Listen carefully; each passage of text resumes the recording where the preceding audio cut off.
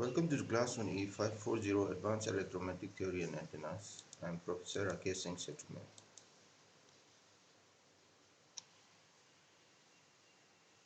So in this class, we'll try to analyze the field produced by a magnetic current density. So in the previous class, we have already analyzed the fields produced by electric current density. So in this class, we'll try to analyze the fields produced by magnetic current density.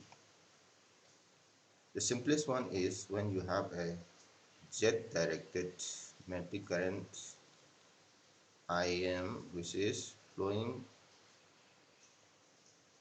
in a slot which is of length dl.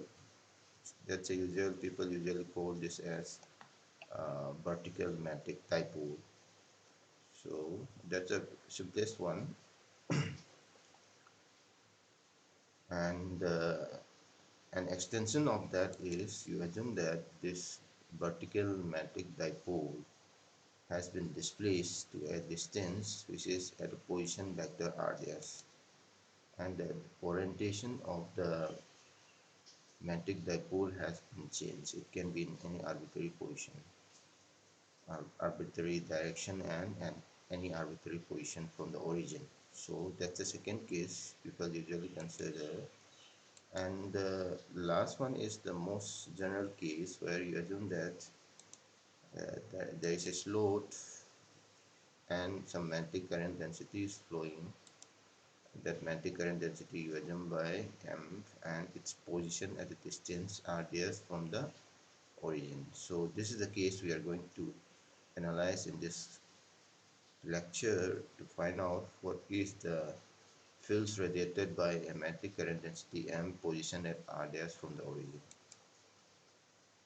And the procedure for finding the fields is very similar to the previous case.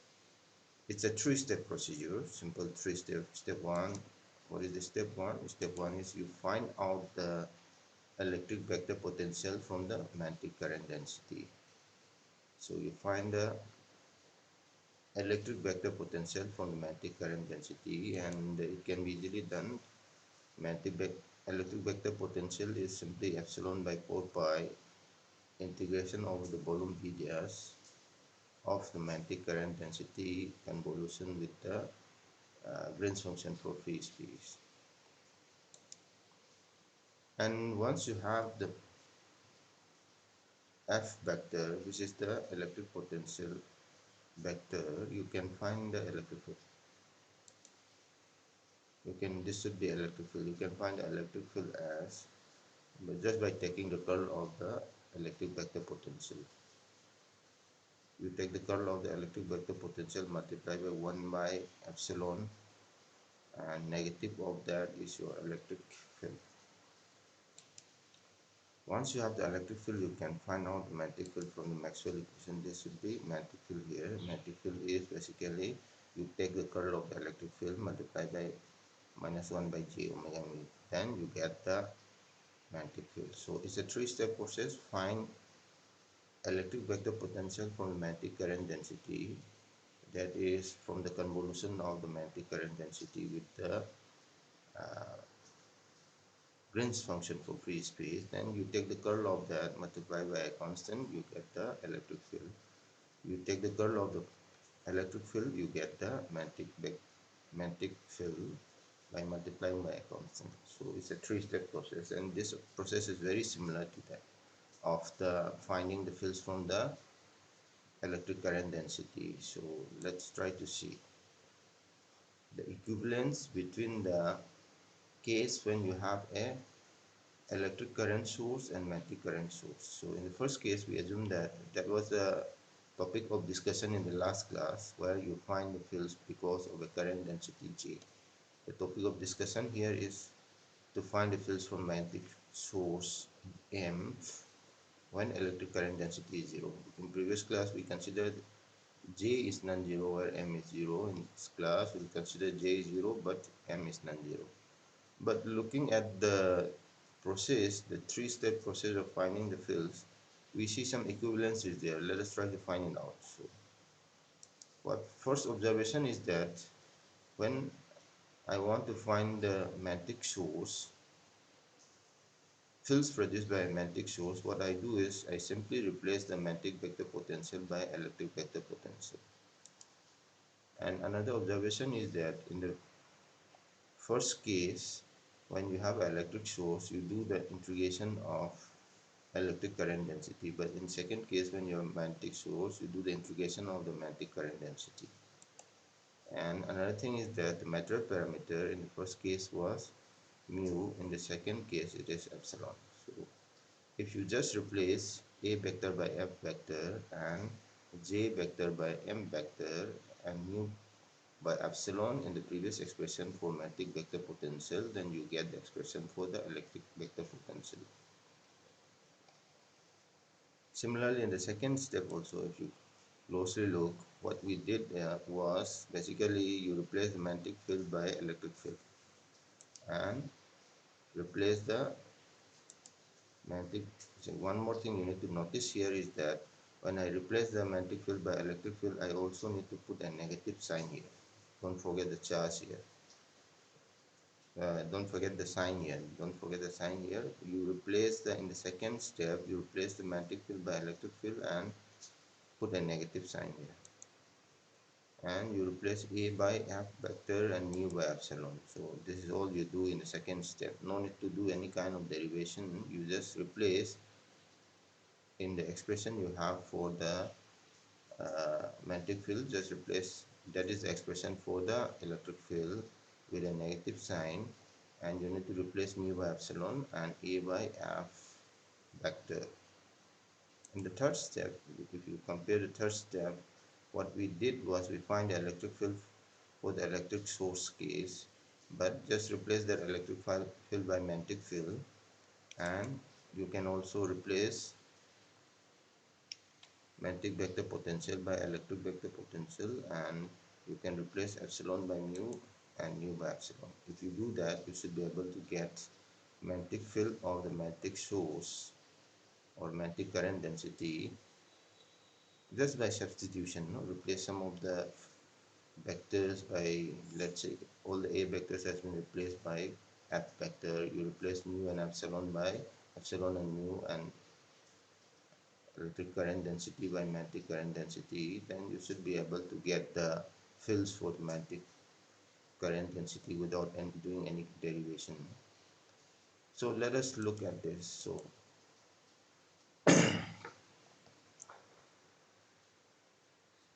when two equations describe the behavior of two different variables and the mathematical form are equal, no?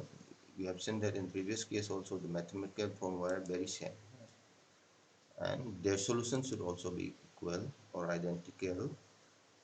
And when you compare it, the variables in the two equations that occupy the identical positions are called dual quantities. So basically variables, some of the variables are dual of each other. For example, magnetic vector potential's dual is electric vector potential. Electric current density dual is magnetic current density. So you can just find the solution of the fields by just changing the symbols, no? Which are dual of each other. You don't need to find the fields resisted by magnetic current density. You just need to replace the uh, symbols which are dual of each other. You just replace, let's say, magnetic current density by electric current density.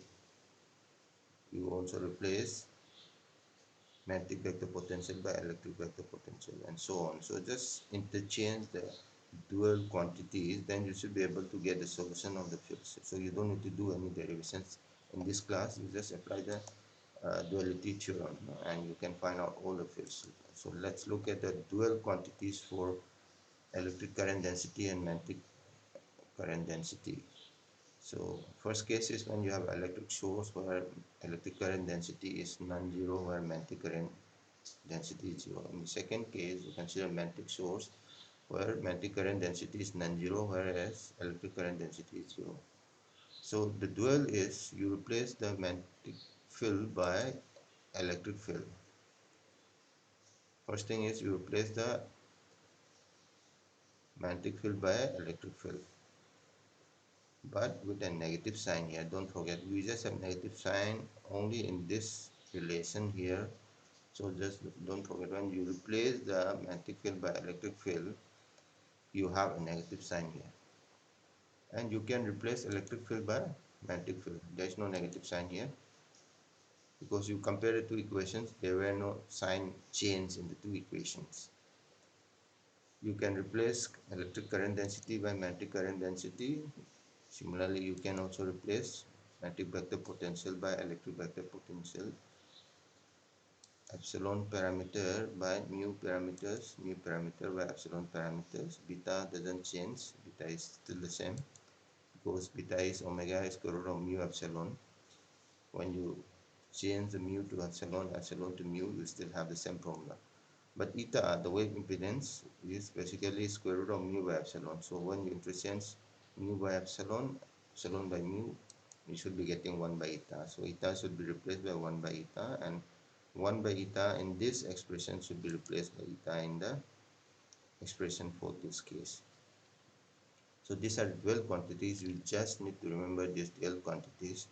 For electric source and magnetic source, you don't need to do any derivation, and you can find out the fields.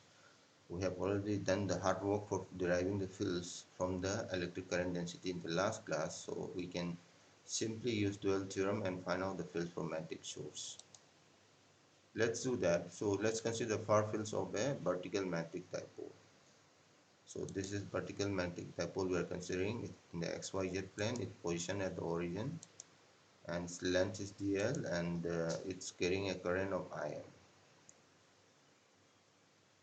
So you apply the duality theorem and just replace the dual quantities in the expression for vertical electric dipole, then you should be able to get the expression for fields for the vertical magnetic dipole. The first thing is that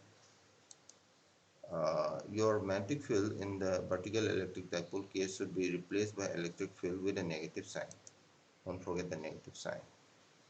So we have replaced magnetic field by electric field with a negative sign, and I0 should be replaced by Im now, because I0 was the current which was flowing in the vertical electric dipole. Im is the magnetic current which is flowing in the vertical magnetic dipole. So in the previous case, when you have vertical electric dipole, the current flowing was I0.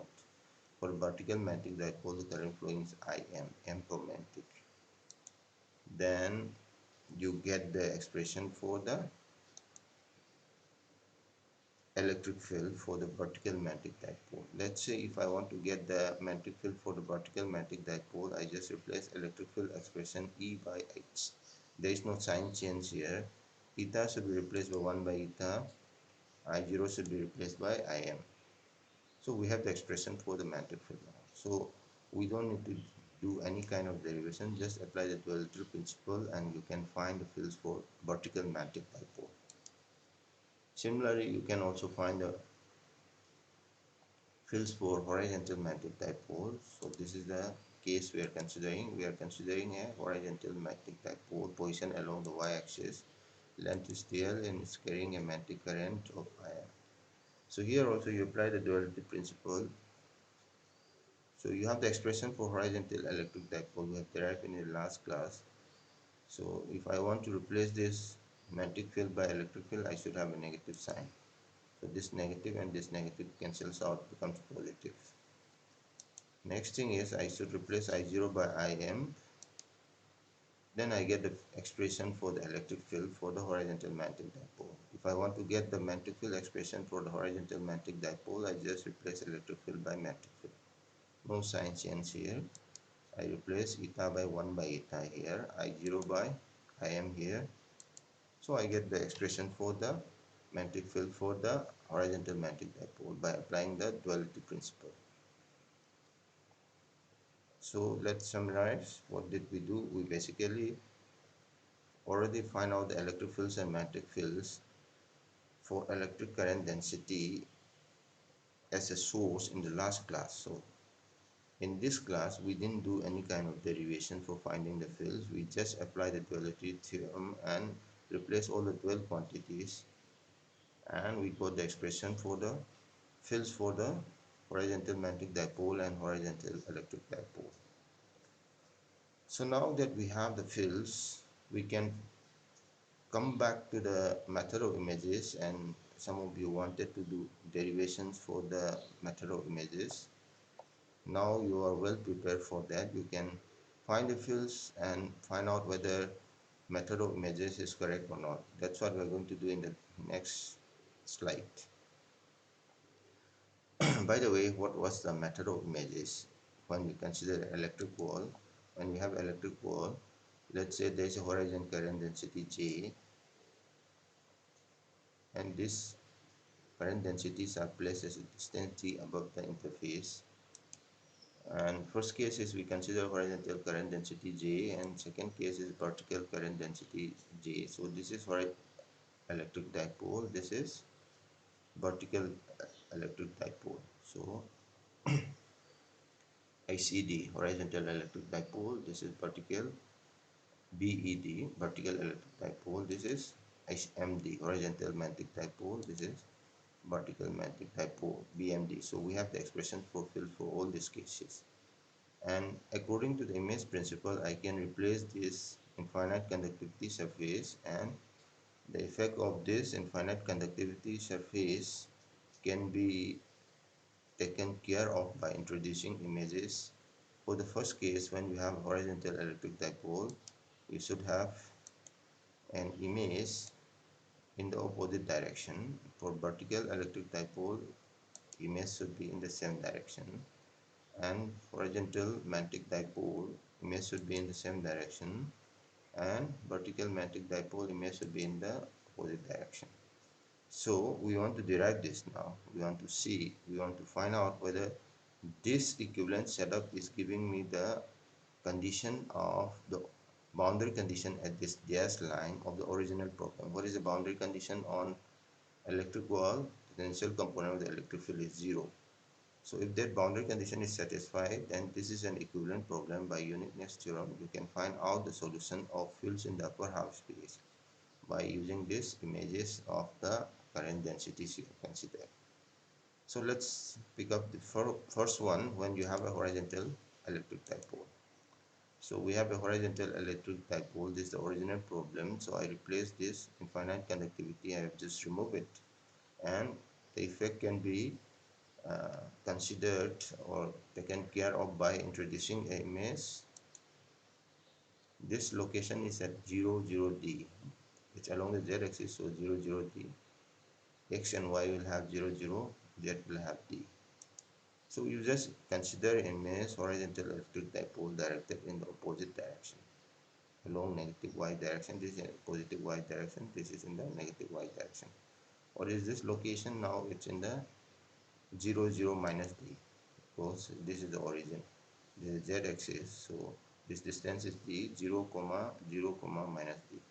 So we need to worry about the location of this source 1, source 2. This will be source 2 here. And what was the boundary condition? Boundary condition was that at this interface, the tensile component of the electric field should be 0. So let us consider any arbitrary point, observation point P. What should be the location of this? Now your interface was at z is equal to 0. So at z is equal to 0, any coordinate in the xy plane will have value x, y, 0. So interface is at z is equal to 0. I can now find out what is this S1P. What is S1P is the distance between the source and the observation point for the horizontal electric dipole 1. So RD will be simply x minus 0, y minus 0, z 0 minus d. So that's a different factor here. So if you want to find the amplitude of that, square root of x square plus y square plus d square. How about the RD unit vector? RD unit vector, you can find out what is this vector, what is this vector. You subtract those two and find the unit vector for that. So you subtract this and this, you get x hat plus y hat minus dz divided by the amplitude. Amplitude is RD here. So we get the unit vector for the vertical electric. If this is for the horizontal electric dipole 1, unit vector is RD hat. You can also do it for horizontal electric dipole 2. For the horizontal electric dipole 2, distance between the source and observation point is square root of x square plus y square plus d square. How about the unit vector? Unit vector is going to change. You subtract this vector and this vector, what you get? X hat, y hat plus dz hat divided by r. So we got the unit vector for the horizontal electric dipole 2, distance between the source and observation point RD. For the horizontal electric dipole 1, distance between the source and observation point RD, and unit vector RD hat. We have got it. So one observation is that RD is equal for both the vertical horizontal electric dipoles. But RD hat is not the same, point to be noted. All this BED should be ICD. That's a typo here. So you have the expression for the electric field. We have already done it. We have done a very long derivation for that in the last class. So now look at this second term here. Second term here, you have 1 by RD cube, J beta by RD. The only vector term here is the J, direction of current density. So here your current is flowing along the positive y-axis for ICD1, along the negative y-axis for ICD2. So in that case, this term will cancel out because one is along the positive y-axis and another is along the negative y-axis. So you don't need to worry about the second term.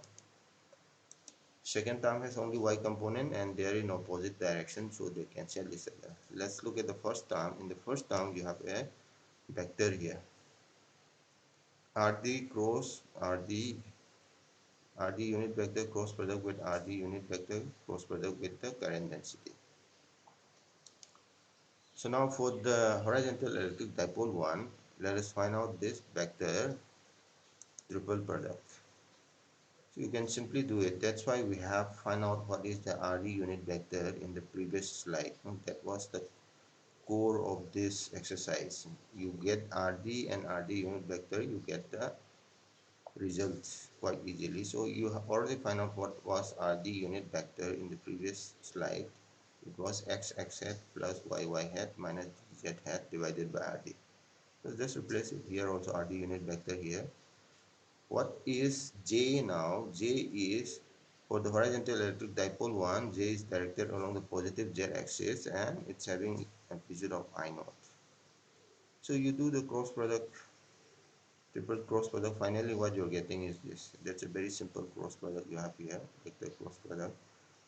So finally what you are getting is this. By looking at this expression, what are we interested? We are actually trying to find out the potential component of the electric field, and we want to prove that tensile component of the electric field for the equivalent problem where I consider a horizontal electric dipole along the positive y-axis and horizontal dipole along the negative y-axis of equal amplitude for the image. I should be getting tensile component of the electric field at xy plane is equal to 0. So I am not interested in the z component, I am just interested in the xy components. So this component I need to worry about in the expression for electric field. This is for the horizontal electric dipole 1. We can also do similarly for the horizontal electric dipole 2. But point to be noted is that for the horizontal electric dipole 2, RD unit vector was different. RD unit vector was x hat, y hat plus dz hat. Just do cross product of these three vectors, and one more thing is that the current density now is along the negative y direction for the horizontal electric dipole 2. So you have a minus sign here, minus I naught y hat. So when you do the cross product, you are getting 4 terms, and we are not interested in the term which is along the z axis because we are considering interface at z is equal to 0 and tensile component will be x and y component. So let us sum this to fields which are produced from ICD1 and ICD2. So this is the field produced by ICD1, this is the field produced by ICD2. Now you look at this term, all other terms are same except this term here, this term here. So this term here, all other things are same. And this term here, look at this. this and this their opposite sign, this and this their opposite sign, this and this also their opposite sign. So when you sum the tensile component of the electric field for SCD1 and SCD2, fields will cancel out. What you're getting is zero. So henceforth, so we are getting that tensile component of the electric field in the XY plane by the original horizontal electric dipole directed along the positive y-axis and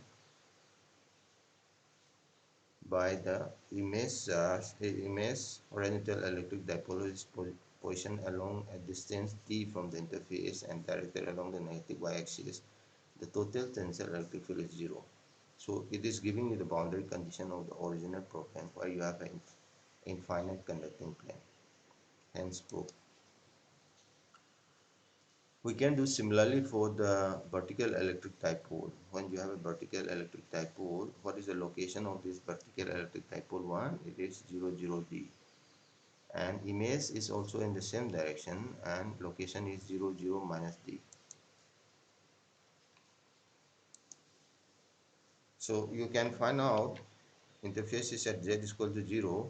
You can find out what is the distance between the observation point and the source point. Observation is in the XY plane, so it will have coordinates X, Y, Z equal to 0, xy, and z is equal to 0. So you can find out distance between this observation point and source point for BD1. It is simply square root of y square plus d square, x square plus y square plus d square. Unit vector will be x hat, y hat minus dz hat. For the vertical electric dipole also, you can find out distance between the observation point and source point. It is square root of x square plus y square plus d square. Unit vector for this direction will be x hat y hat plus d z hat divided by r.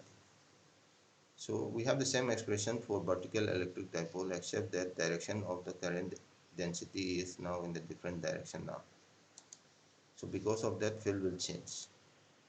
So this is the long expression you have for the fields. So let's look at it. We have two terms. This is the first term, this is the second term. But then now, what is the direction of the current density? This is along the z-axis now because we are considering vertical electric dipole, but we are not interested in the uh, vertical component of the fields. We are interested in the tensile component of the fields. Normal component of the fields we are not interested, but this is along the z-axis, so this component of the field will be along the z-axis, so we can neglect it because we are interested only in the horizontal component of the fields. This is a vertical component of the field, so we don't need to worry about for finding the boundary condition for the electric field at the interface between region 1 and region 2. Look at this term here. In the first term, you still have that RD cross JR. What is the direction of J now? It's along the z-axis. So let's find out this for vertical electric dipole 1. It's along the z-axis now, so we'll replace it by I naught z. You can do the cross product, very simple. Final expression, you are getting two z component and one y component and one x component. So you are not interested in the z component because we are interested only in the xy component of the field, which is in the tangential direction. So the final expression for tangential component of the vertical electric dipole 1 is this. You can also find out the tensile component of the vertical electric dipole 2. Okay, just if so, what do you have here? So this is RD hat J. This is the expression for RD hat for the vertical electric dipole 2. And what is the direction now? Direction is not changing, it's along the positive z axis, so we will replace this J by I naught z hat. You do the cross product of these three vectors. Finally, what you're getting is you have z component, y component, x component. So I'm interested in the tensile component of the field from the vertical electric dipole 2. So these two terms should be 0. You just have this y and x term. So the final expression for tensile component of the electric field for vertical electric dipole 2 is this. You can see that this expression, all these expressions are same, except that you have this vector here is different. And this vector and this vector, they are opposite of each other. They are in a different direction. So When you sum them up, what you will be getting is 0. So here also, when you have considered a vertical electric dipole and its image which are in the same direction, you are actually getting tensile component of the electric field in the xy plane is always 0. So this is satisfying the boundary condition of a perfect electric conductor which was there of the original problem. So this is an equivalent problem.